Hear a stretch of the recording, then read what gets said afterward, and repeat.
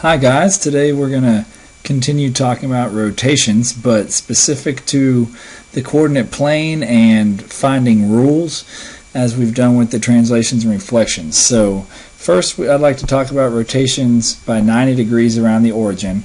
Remember that since I don't specify a direction, we're assuming it is clockwise, or excuse me, counterclockwise. So here we are again using the origin as our center. So remember, each point when I rotate, I'm essentially forming a 90-degree angle. So if I take A, I'm trying to basically draw a 90-degree angle. And on the coordinate plane, we can use slopes to do this. So again, we notice that we go up 3 and over to the left 1 here. So I need to go up 1 and right 3. And that is where A prime would be located, right here. Okay, W, to make a 90-degree angle, is going to be straight up 4 units, so W prime is right here. And N, we notice, is a slope of -3/5 to get to the center, so I need to go up 5 and over 3, and N prime is right here. Okay, so this is going to be my image, A prime, W prime, N prime, and if we write the coordinates here, we see that A prime is 3, 1, W prime is 0, 4, and N prime is now at 3, 5. Okay, so the idea is we're going to try to come up with the rule for this that would work for all 90-degree rotations around the origin. So you can take a look at this, see if you can come up with a hypothesis, but in case you're not seeing it, let's try one more.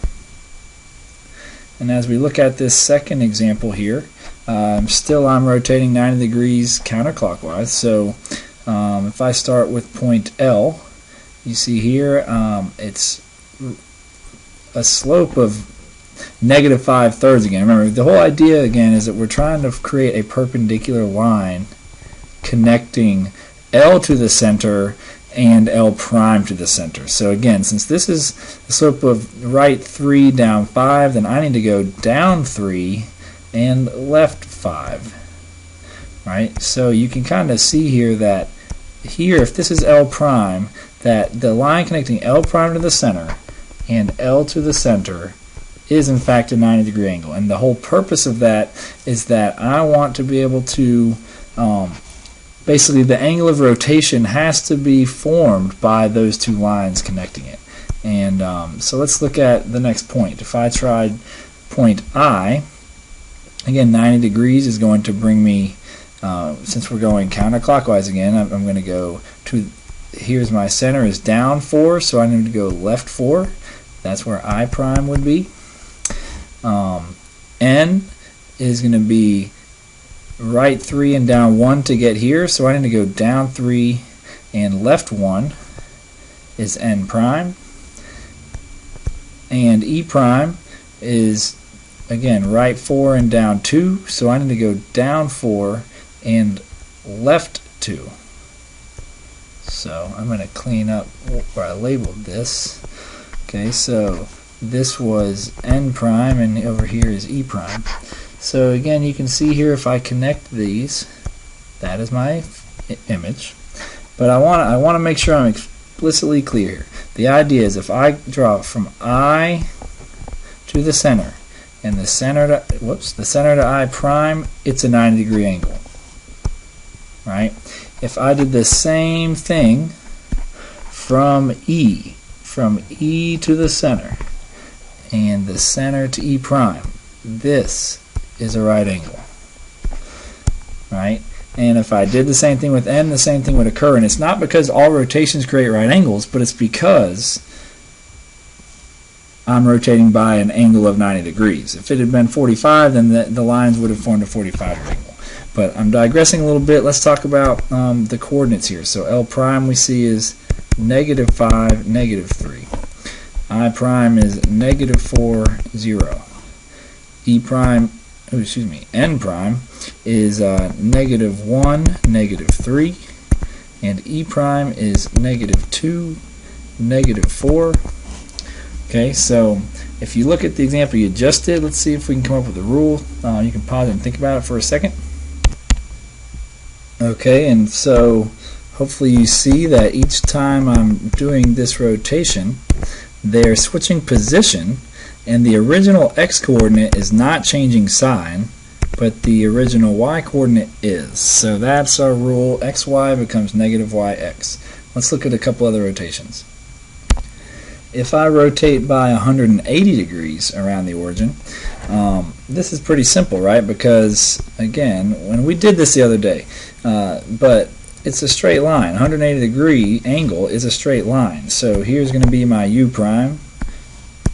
And I'm going to go a little bit more quickly here. So p prime is going to be down here. S prime is going to be at negative 3 here. There's S prime. And Q prime is going to be right here. Okay, so you can kind of see, and I didn't choose a good location for writing U prime there, but there's our 180 degree rotation. You can see how one thing that's interesting about 180 degrees is it doesn't really matter which direction you go in, you will wind up in the same place, counterclockwise or clockwise. Anyways, let's look at these coordinates, and I went ahead and filled them in here. So maybe you're already seeing it. This might be a little clearer than the other one, but let's take a look at one more example. So number 2 here. Again, I'm going to quickly just draw the figure after the rotation and list its points, because I think you guys can get these 180 degree ones pretty quickly. So here I go real quick. Okay, so here's our image and our coordinates already drawn in here. So you can kind of see that the fact that I'm keeping a straight line, my slopes are actually not changing. That may give you a hint at what the rule is. And so let's take a look at it. So if you didn't pick up on it, the rule for rotating 180 degrees is very simple. Quite simply, the x and y stay the same. I just change the sign when I do it of both points, of both coordinates, I should say. So xy becomes negative x, negative y.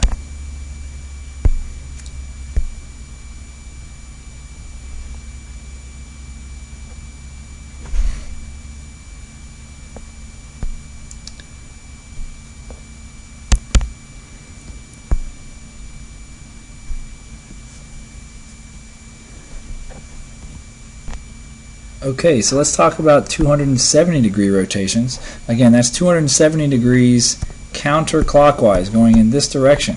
I hope you realize at this point that doing a 270 degree rotation counterclockwise is equivalent to a 90 degree rotation clockwise. So we can kind of look at it either way, whichever is simplest. I'm going to do just one point again. So notice, like x, I would draw, it's up negative 3, 1, so I'm going to go in this direction to create a perpendicular line. Again, there's my right angle, and that's where x prime is going to be located. And I'm going to jot the points real quick and clean up this picture just to save a little time. Okay, so we wind up here with this image. You can see again, if I just swung this around in this direction 90 degrees clockwise, that is equivalent to me going this way 270. So the coordinates real quickly would be negative 2, negative 4, negative 3, negative 5, and negative 3, negative 1. So take a look. So you probably have an idea what the rule is, but let's take a look at one more example. Here's number 2. You can pause and try it yourself. I'm going to just real quickly flash up the image and the coordinates so that you don't have to watch me draw it all again, because I'm confident you guys can do it. Okay, so here's our image and our coordinates. You can kind of see, as anticipated, if I'm going to rotate this 270 degrees in the direction we were talking about, that since this is primarily in quadrant 4, that it should wind up primarily in quadrant 3. That makes sense, and the orientations change a little. But anyways, let's take a look at the rule and jot down just for your notes real quick. And so if you didn't catch it already, it's very similar to the 90 degree counterclockwise rotation. The location of the y and the x are changing, but now it's the original x coordinate that's changing sign. So almost exactly the same as the 90-degree counterclockwise rotation. And the last thing I want to just say, just because we have these rules, again, it's not a memorization thing. I want you to be able to recognize them, to think about the process, but you're not going to be able to keep all these rules straight. So between the reflections, the rotations, I want you to be able to quickly try a couple points and be able to come up with this rule, not necessarily have them all stored in your memory bank. I hope this has made sense, and we'll be back tomorrow.